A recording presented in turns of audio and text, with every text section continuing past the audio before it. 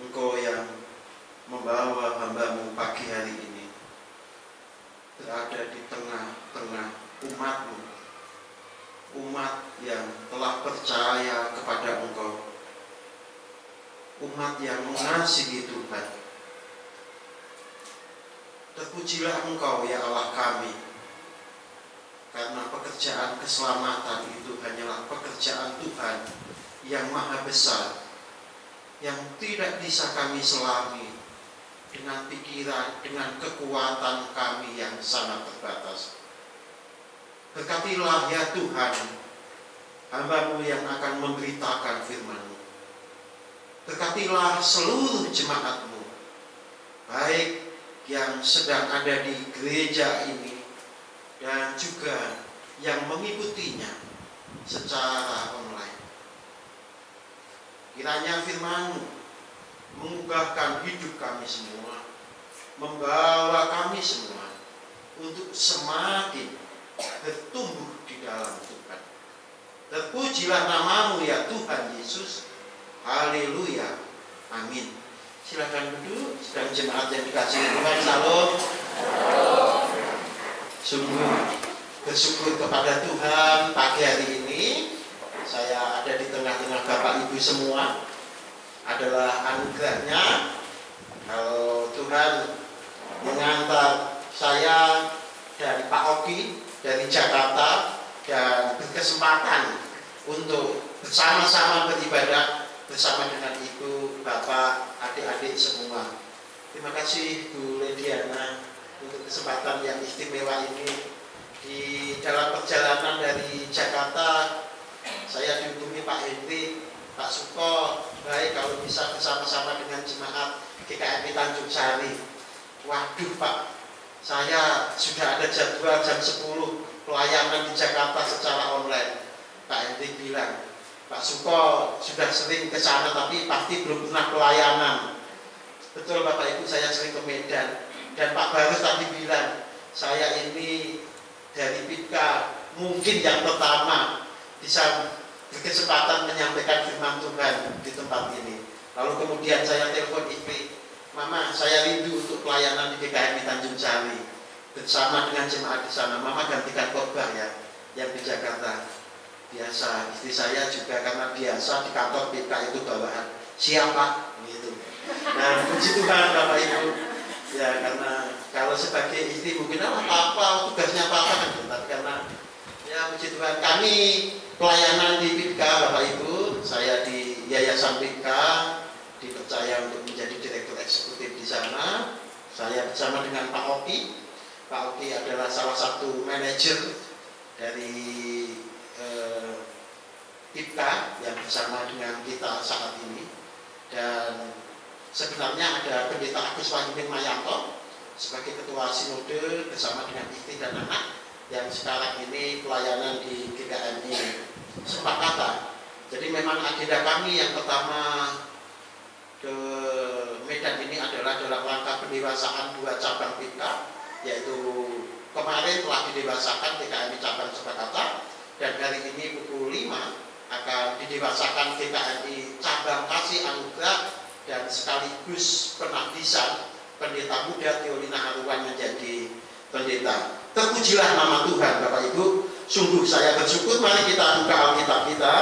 Sebagai dasar kita akan bersama-sama belajar firman Tuhan dari Efesus pasal 3 ayat 14 sampai 21. Efesus pasal 3 ayat 14 sampai 21.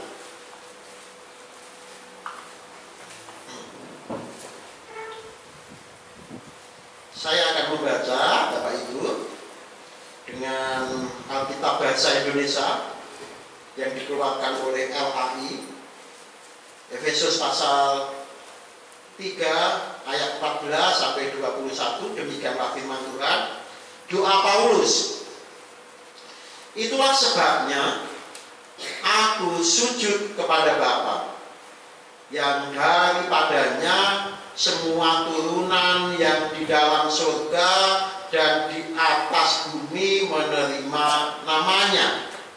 Aku berdoa supaya ia menurut kekayaan kemuliaannya, menguatkan dan meneguhkan kamu oleh rohnya di dalam batinmu, sehingga oleh imanmu Kristus diam di dalam hatimu dan kamu berakal serta berdasar di dalam kasih. Aku berdoa supaya kamu bersama-sama dengan segala orang kudus dapat memahami betapa besarnya dan panjangnya dan tingginya dan dalamnya kasih Kristus, dan dapat mengenal kasih itu sekalipun ia melampaui segala pengetahuan. Aku berdoa supaya kamu dipenuhi di dalam seluruh kepenuhan Allah. Bagi Dialah yang dapat melakukan jauh lebih banyak daripada yang kita doakan atau pikirkan, seperti yang ternyata dari kuasa yang bekerja di dalam kita. Bagi Dialah kemuliaan di dalam jemaat dan di dalam Kristus Yesus turun-temurun sampai selama-lamanya. Amin. Saya akan menyampaikan tema pada khotbah pada pagi hari ini adalah doa Paulus bagi orang-orang percaya. Bapak Ibu yang dikasihi Tuhan, kita belajar kitab Efesus ini adalah belajar tentang tema tubuh Kristus. Kalau kita belajar tentang kitab Efesus yang ditulis oleh Rasul Paulus, yang ditujukan kepada jemaat di Efesus, itu adalah berbicara tentang tubuh Kristus. Dan ayat kunci dari Efesus ini adalah terdapat pada pasal 4 ayat 16. Daripadanya lah seluruh tubuh yang rapi tersusun dan diikat menjadi satu oleh pelayanan semua baginya, sesuai dengan kadar pekerjaan tiap-tiap anggota, menerima pertumbuhannya dan membangun dirinya dalam kasih. Kita bersyukur kita ini orang-orang yang mendapatkan kasih karunia. Betapa besarnya kasih karunia Tuhan itu datang kepada kita. Itu bukan karena pekerjaan kita, tetapi kalau kita bisa percaya kepada Tuhan, mengaku bahwa Yesus itu adalah Tuhan dan Raja kita, saya pastikan Bapak Ibu itu adalah pekerjaan Roh Kudus. Betapa terbatasnya kita. Kita ini orang berdosa. Kita itu ada di tengah-tengah pasar dosa. Ya. Jadi kemudian Yesus datang ke tengah-tengah pasar dosa itu dan kemudian membeli kita, menebus kita, bukan dengan uang, bukan karena memperhitungkan kita orang baik, bukan karena memperhitungkan kita ini orang pintar, bukan memperhitungkan kita itu bisa memberikan banyak amal, bukan, tetapi sungguhlah oleh karena kasih karunia Tuhan. Saya usia 10 tahun dan kekristenan baru masuk ke kampung kami. Jadi kampung kami tidak ada gereja, tidak ada orang percaya. Tetapi ketika saya berusia 10 tahun, adalah penginjil yang datang ke kampung kami. Tujuannya adalah mendoakan orang yang sakit yang ada di sebelah rumah orang tua kami.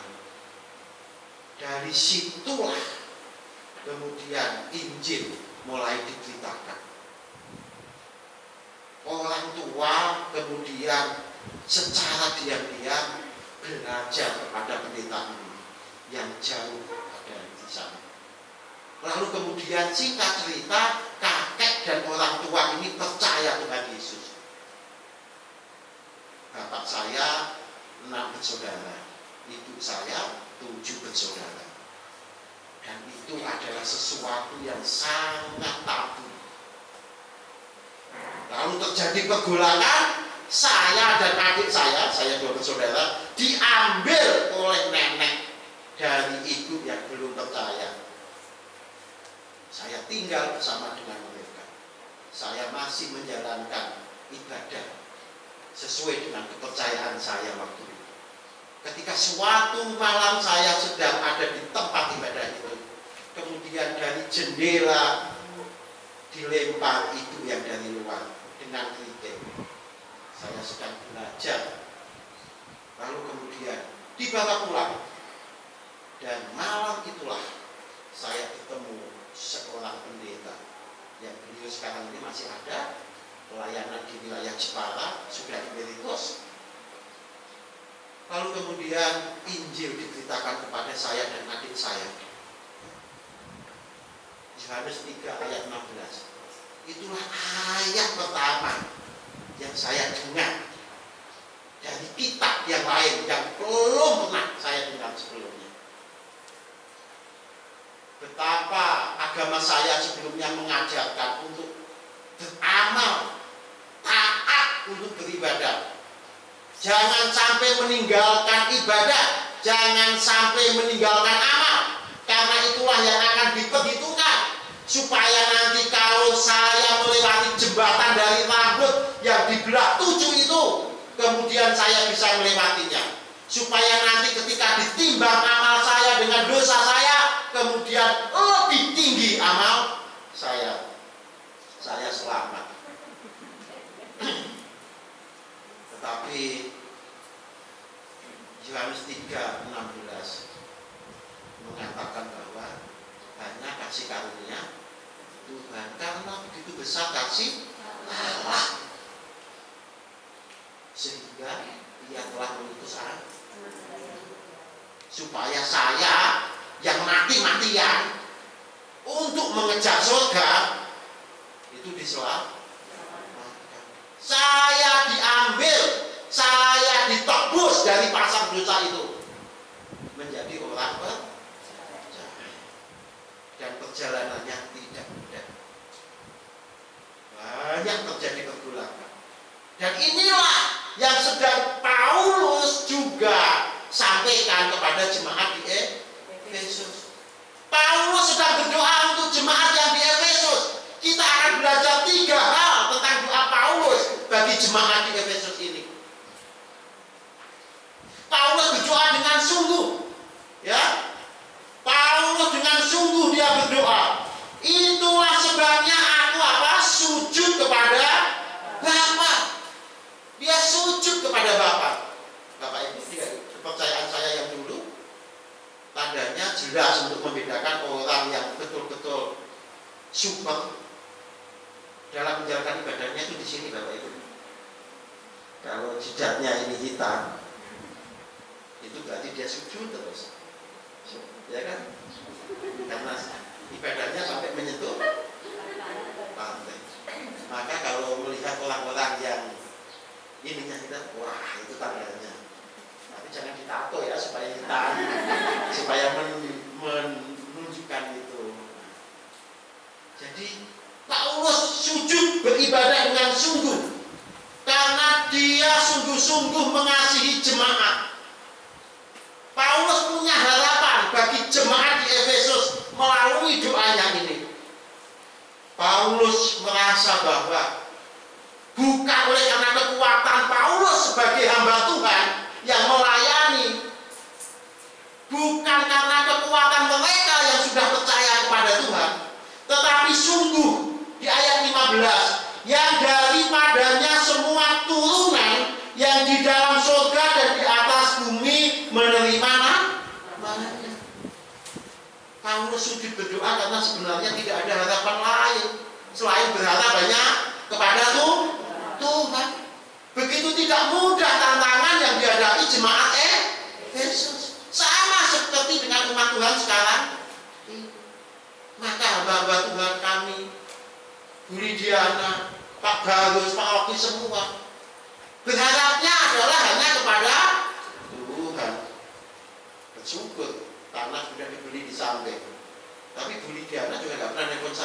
kami nggak punya uang kan gitu.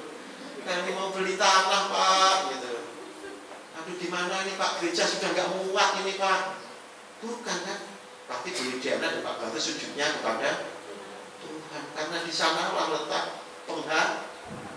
Itulah yang dikerjakan juga Paulus. Paulus punya harapan kepada jemaat di Efesus. Saya rindu harapan Paulus ini juga terjadi bagi kita di Tanjung Sari. Bapak Ibu, ada budaya Jawa namanya tegak siten. Waduh, angel ya Bapak Ibu. Tapi saya sudah terbiasa Bapak Ibu, orang Jawa yang berada di tengah-tengah komunitas Batak. Karena selain di kantor juga sedang dipercayakan untuk pelayanan di Jakarta. Cabang yang masih kecil, cabang PK juga. Cabang PK itu ada 104 lebih di seluruh Indonesia. Salah satunya itu Bapak Ibu. Semuanya orang Batak. Saya orang Jawa. Istri saya orang Kupang. Dan yang tidak jelas itu 3 anak saya. Kupang gitu kan. Ya, tapi saya biasa. Di Jawa itu ada namanya tegak siten. Tegak siten ini adalah sebuah doa. Tegak itu artinya turun, siten itu artinya siti, tanah. Ibu Pertiwi itu siti. Kalau orang Jawa yang masih di kepercayaan itu, ya, bukan orang percaya ini, di kepercayaan itu, kalau usia 7 bulanan, 7 bulan dalam hitungan Jawa, karena hitungan Jawa itu sebulannya itu ada 36 hari, maka kalau Masehi berarti usia yang ke-8 bulan. Kalau mau menginjakkan pertama kali anaknya ke tanah, itu ada namanya acara tegak siten yang intinya adalah doa. Ada macam-macam acara, tetapi salah satunya adalah yang menarik adalah anak itu ditaruh di dalam di atas lantai, kemudian dikurungi dengan kurungan ayam yang besar itu. Lalu kemudian di sekeliling anak itu biasanya ditaruh buku. Kalau sekarang ditaruh mainan dokter-dokteran, ditaruh kemudian mainan kayak semacam HP, kemudian ditaruh kaca untuk cermin itu, ditaruh banyak hal.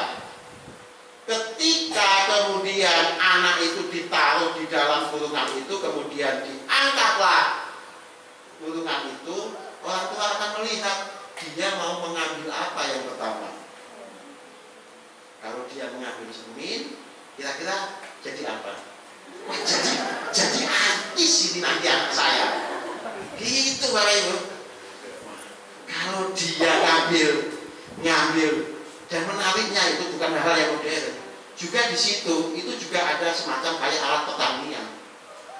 Sayangnya kalau ngambilnya canggol kemana? Tani anak saya ini. Iya, ngambilnya alat dokter, orang tuanya langsung, wah jadi dokter anak saya. Itu artinya apa? Doa itu ada harapan. Paulus juga demikian. Apa harapan Paulus bagi jemaat yang ada di Efesus? Yang pertama, Paulus itu berharap supaya jemaat yang di Efesus itu adalah dikuatkan oleh Tuhan. Aku berdoa, ayat 16. Ya. Aku berdoa supaya ia menurut kekayaan kemuliaannya menguatkan dan meneguhkan kamu oleh rohnya di dalam hati. Bapak Ibu, ketika Paulus menulis surat dan berdoa ini, Paulus sendiri ada di dalam penjara ini. Tetapi justru Paulus ingin meneladangkan bahwa aku tahu kalian semua itu sedang sedih, tiap hari menangis memikirkan saya. Tetapi jangan bersedih, jangan menangis, itulah bagian memang yang harus dipikul orang percaya. Maka kuatkan dan teguhkan hatimu. Jadi gimana terjemahan? Kalau seandainya Bu Lidiana ini oleh karena situasi penginjilan lalu dipenjarakan, malah kemudian Bu Lidiana ini menulis surat, jangan sedih, kuatkan dan teguhkan hatimu. Wah, jemaat pasti menjadi luar biasa teladan Paulus. Harusnya yang kuat dan tidak bersedih itu siapa? Paulus. Tapi justru Paulus menyampaikan, aku ingin memberi teladan supaya kamu jangan sedih dan berkuat hati. Situasi ini tidak mudah Bapak Ibu. Tentu ya, situasi pandemi juga dirasakan di semua bagian. Ya, kuatkan dan teguhkan iman kita, tetap mengiring Tuhan.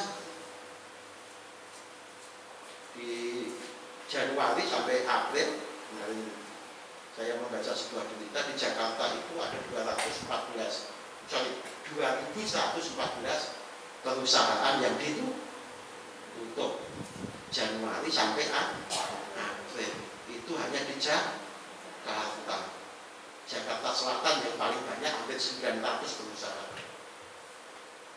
Situasi yang tidak mudah. Tentu Medan mengalaminya, tapi kuatkan dan teguhkan iman kita di dalam Tuhan. Tetap berpengharapan kepada Tuhan. Kita itu telah menerima yang terbaik, keselamatan di dalam Tuhan. Kita percaya bahwa Tuhan pun juga akan pelihara hidup kita.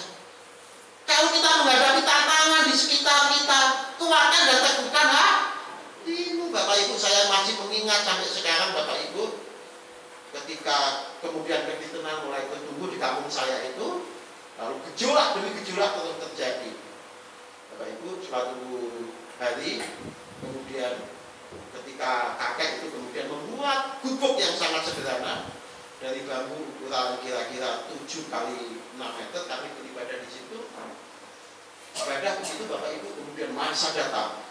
Lalu kemudian seorang mahasiswa prakteknya itu diseret dari mimbar begini. Dia nangis Bapak Ibu, saya nangis kemudian. Lalu kemudian ditutup. Kami nggak bisa ibadah di situ. Lalu kami ibadah di pusat di GKMI Cikulon. Kami orang kampung yang miskin, ibadah di pusat itu jam 6 pagi Bapak Ibu. Sepeda aja orang tua saya baru punya satu sepeda online. Jalannya itu kalau hujan ya nggak bisa dilalui sepeda. Kalau ibadah Bapak Ibu, saya ingat sekali jam 4 malam itu saya itu sudah diguyur oleh ibu untuk mandi. Setelah itu kami jalan Bapak Ibu untuk sampai kepada gereja yang ada di kota itu. Jadi kami bersama dengan umat orang percaya dan anak-anak yang lain itu jalan untuk bisa beribadah. Yang menarik adalah kami dikuatkan Tuhan. Kalau nggak mungkin Bapak Ibu, dari kampung yang kecil itu sekarang ini ada 9 pendeta. Kampung yang susah itu, yang sangat fanatis itu, kami persekutuan Bapak Ibu, anak-anak remaja yang sekarang jadi pendeta-pendeta yang sudah tersebar menjadi berkat. Tiba-tiba Bapak Ibu dilempari dengan petasan kemudian terbakar. Kami lari. Itu sudah menjadi biasa. Tetapi justru kami merasa bahwa itulah yang kemudian memurnikan iman kami, yang membuat kami ini merasa bahwa sungguhlah apa yang kami percaya. Dan ternyata keteguhan, kesungguhan itu tidak mengecewakan. Sekarang kampung kami terbuka Bapak Ibu. Kami punya namanya rumah istimewa. Siapa yang membangun? Kami yang dulu dari sana, yang sekarang ada di Nias, yang sekarang ada di Jakarta, ada di Lampung, itu kemudian tersebar itu perintis rumah istimewa. Ada bahasa Inggris gratis, ada matematika gratis, ada komputer gratis, ada khusus untuk anak berkebutuhan khusus, namanya di kampung itu susah kan untuk sekolah anak berkebutuhan khusus. Kami sekarang ini dari rumah istimewa itu Kalau Natal itu Bapak Ibu, siapa yang masak, siapa yang mengisi acara, yang nari-nari di atas panggung? Mereka orang-orang Muslim dari anak-anak itu memang itu. Teguhkan, teruslah berjuang untuk Injil. Di sekeliling kita masih banyak jiwa-jiwa yang harus dijangkau. Mari orang percaya, kuatkan dan teguhkan. Jangan mudah menyerah. Kalau Injil yang kita beritakan itu mendapat pertentangan. Dari dahulu kala sejak para rasul juga demikian. Yang kedua, doa Paulus adalah supaya tubuh Kristus memahami dan mengenal kasih Kristus. Ayat 17 di sana, sehingga oleh imanmu Kristus diam di dalam batinmu dan kamu berakar serta berdasar di dalam kasih. Aku berdoa supaya kamu bersama-sama dengan segala orang kudus dapat memahami betapa lebarnya dan panjangnya dan tingginya dan dalamnya kasih Kristus dan dapat mengenal kasih itu. Mengenal kasih Kristus tidak cuma sebatas ketika kita percaya Kristus. Mengenal kasih Kristus itu adalah menjadi murid Kristus yang setiap hari mengikut Kristus. Bapak Ibu yang dikasihi Tuhan, kita harus dimampukan untuk kita bersama-sama memahami dan mengenal kasih Kristus. Tidak bisa dipahami secara perhitungan geometri. Ya, mungkin banyak orang beranggapan kalau jadi orang Kristen itu harus makmur, ya, tidak punya salah Bapak Ibu. Kalau kita mau kaya dan tidak punya masalah, kekristenan bukan jawab. Memahami kasih Kristus tidak hanya sebatas ingin yang enak-enak saja, tetapi memahami kasih Kristus adalah bersama-sama dengan Kristus berproses di dalam pertumbuhan kasih. Ada dua gambaran di sana tadi, yaitu berakar dan berdasar. Kalau Bapak Ibu mau bangun gereja di sebelah, kalau mau membangun dalam perencanaan 3 tingkat, maka dasarnya harus mampu yang untuk 3 tingkat. Maka dasar itu harus kuat. Kalau kita tidak mempersiapkan dasar untuk 3 tingkat, kita bangun 3 tingkat pasti bermasalah. Maka dasar yang utama yang telah kita tentu banyak diajarkan di sini. Saya sering mengikuti talkshow-nya waktu itu, yaitu memang dasar sungguh-sungguh untuk kita bisa bersama-sama menerima Kristus sebagai Tuhan dan Juru Selamat, mengalami pertobatan secara pribadi. Kalau kita belum mengalami pertobatan secara pribadi, kita tidak punya dasar yang kuat. Kita mengalami hidup bersama dengan Kristus, bukan hanya mendengar katanya si anu, tetapi betul-betul mengalami kasih Kristus, mengalami hidup bersama dengan Kristus.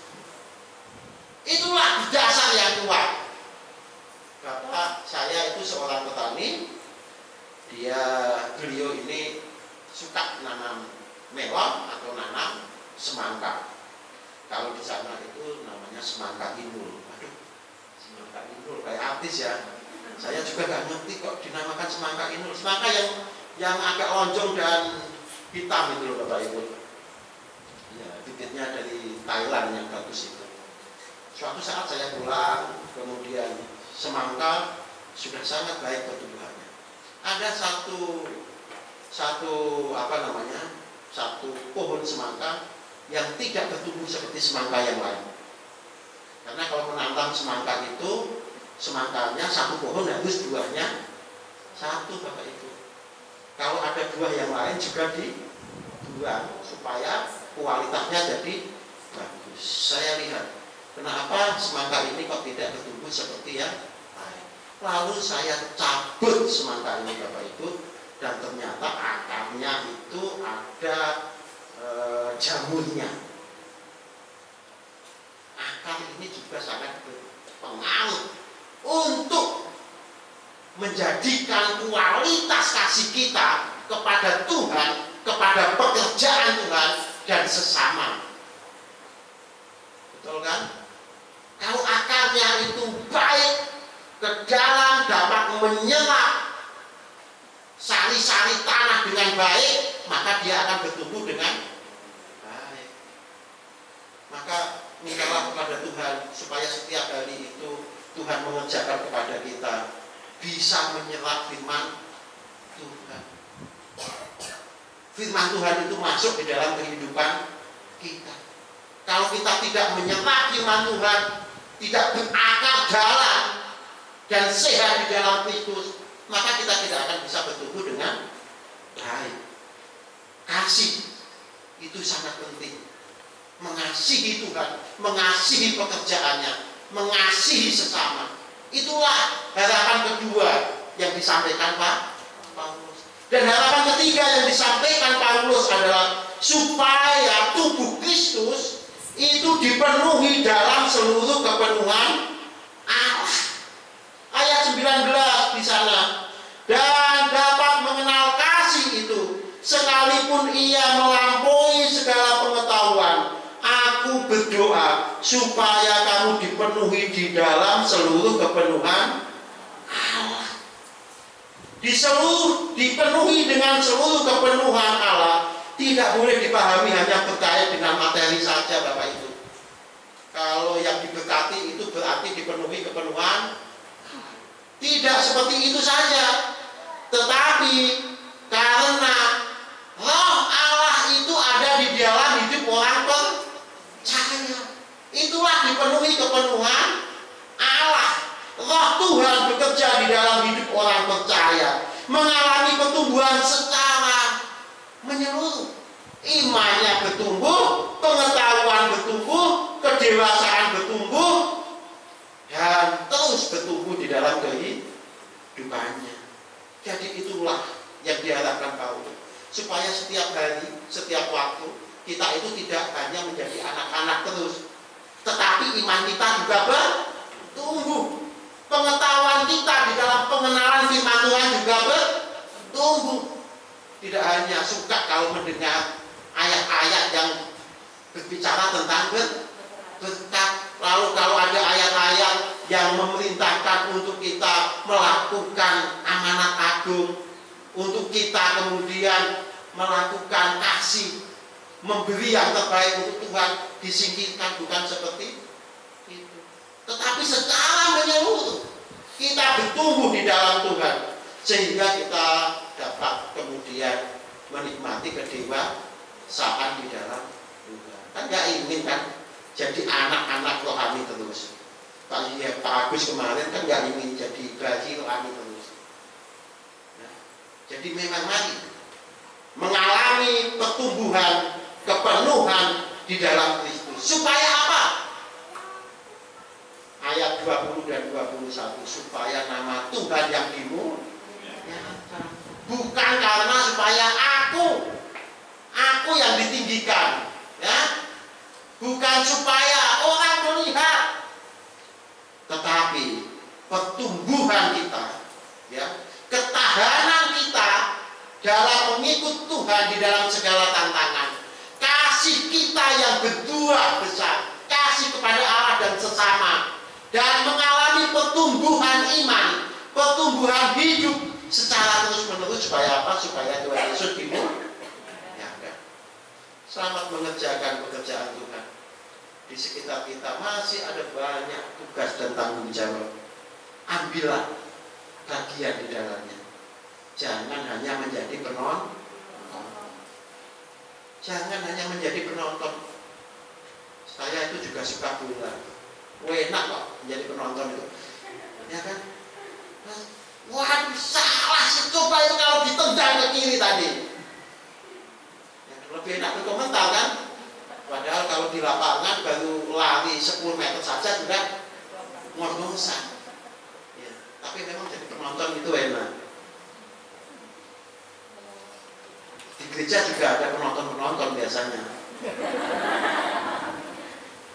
Iya, di gereja itu ada penonton-penonton. Tapi berbahagia kita yang dulunya menjadi penonton tetapi sekarang menjadi pelaku firman, mengerjakan pekerjaan itu bukan hanya untuk kita saja. Ingatlah ketika adik tadi menyampaikan ujian, saya meneteskan air mata Bapak Ibu karena mengingat betapa kalau tidak ada penginjil yang kaya harga mati-matian ke kampung saya, manalah saya ini mengenal Kristus bahkan bisa untuk membukakan firman Tuhan, dipakai Tuhan. Nggak mungkin Bapak Ibu. Mari kerjakan Injil. Ada banyak orang yang seperti kami waktu masih kecil itu, memang belum ngerti, belum dengar, belum tahu tentang Injil. Mereka perlu tahu tentang Injil supaya mereka diselamatkan. Tetapi mereka juga supaya bertumbuh. Mereka memiliki kepenuhan Allah dan mereka juga menjadi berkat bagi kemuliaan Allah. Semangat anak-anak muda. Mantap ini anak-anak muda ya. Semangat ya. Jadi anak-anak muda itu generasi yang diharapkan. Saat inilah Anda harus mengambil peran. Jangan sampai kelewat. Rugi. Waktunya kalau lewat itu rugi.